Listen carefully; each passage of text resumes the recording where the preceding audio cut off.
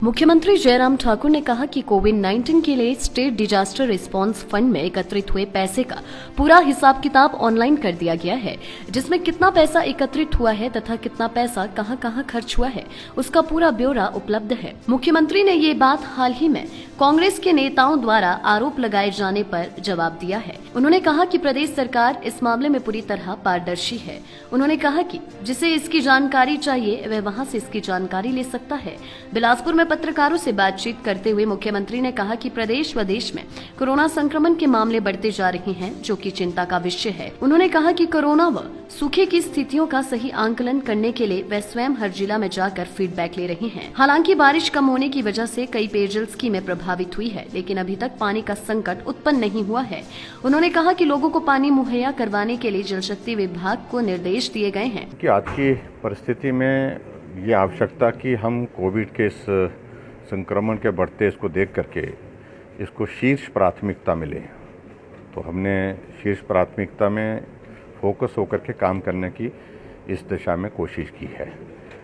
और मैं अभी बहुत सारे जिलों में प्रवास करके आया हूँ। मंडी का किया, कांगड़ा का किया, उसके बाद सोलन का किया, ऊना का किया, हमीरपुर का किया, आज बिलासपुर का भी किया।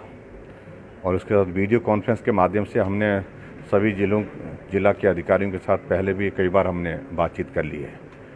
लेकिन जहाँ जिस प्रकार से अब ये कोविड के मामले जो है, क्योंकि इसका स्प्रेड अब की बार इस वायरस का देख रहे हैं बहुत फास्ट है, ऐसी सूरत में हमको अपनी व्यवस्थाओं को अपग्रेड करने की ज़रूरत है। बेड कैपेसिटी को बढ़ाने की आवश्यकता है।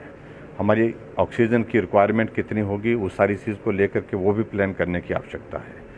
हमारे यहाँ पर होम आइसोलेशन में जो लोग बहुत बड़ी संख्या में है, लगभग 95% लोग जो कोविड के पॉजिटिव हैं वो होम आइसोलेशन में हैं। उनका वहाँ पर देखभाल ठीक हो, देखभाल ठीक होने के बाद उनकी ट्रीटमेंट वहाँ पर ठीक प्रकार से हो, हेल्थ डिपार्टमेंट के हमारे कर्मचारी वहाँ जाकर के उनकी मदद कर सकें, पंचायत के चुने हुए प्रतिनिधि उनकी मदद करें। ऐसी सूरत इस सारी चीज़ के लिए भी बहुत बड़ी एक आवश्यकता है, उसमें हम काम कर रहे हैं। और ऐसे में हिमाचल प्रदेश में अभी तक जो मामलों में इंक्रीज़ आई है, जो पूरे देश भर में भी आई, तो चिंता का विषय है कि मामले बहुत बढ़े हैं पिछले दिनों में, और उसमें मृत्यु भी काफ़ी हुई है। हर रोज़ का हम देख रहे हैं 8-10 लोगों की, कई बार 12 तक भी आंकड़ा चला जा रहा है। तो वो एक चिंता का विषय है। तो निश्चित रूप से आज की तारीख में इस कोविड के संकट में ज़्यादा फोकस होकर के काम करने की आवश्यकता है।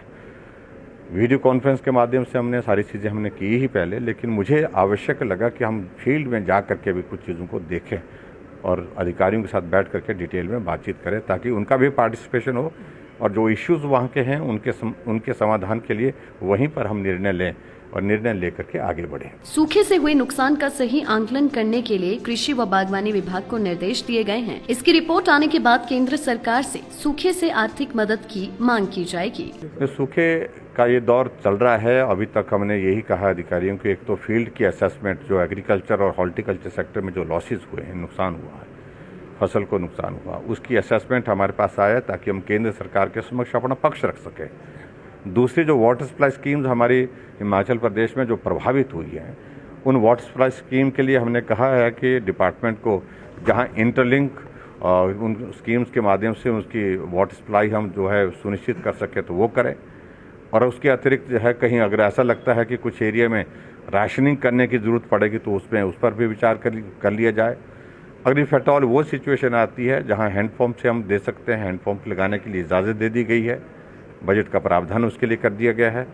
और लास्ट रिजॉर्ट हमारे पास ये होता है कि टैंकर्स के माध्यम से लोगों को पानी पहुंचाना, अगर वो आवश्यकता होगी तो उस पर भी काम करें। सार्वजनिक है और ऑनलाइन कोई आदमी उसको पैसा कितना आया, कितना खर्च हुआ, कहाँ खर्च हुआ, सारा record online. Life times TV के लिए बिलासपुर से सुभाष की report.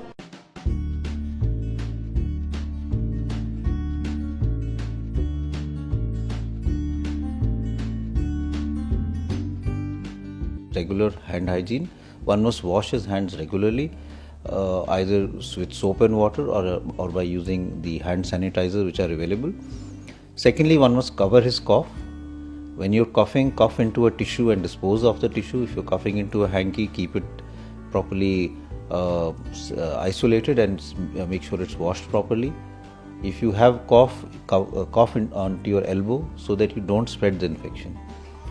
The infection spreads from one person to the other by droplet route. So when we cough, the cough particles carry the virus in them, and the virus then stays in the environment or in the air for some time. And if another person who comes in contact or is in close contact with this person, he will inhale those virus through when he breathes in, and that will cause the infection to the other person. And in this way, the human to human spread starts and a chain starts, and from one index case, many people start getting the infection. Therefore, if we cover our cough and we wash our hands properly, we can prevent the transmission and therefore prevent the infection from spreading in the community, especially to our near and dear ones who are in close contact with us. Corona की लड़ाई में साथ खड़े हैं हम। Live times TV द्वारा जनहित में जारी।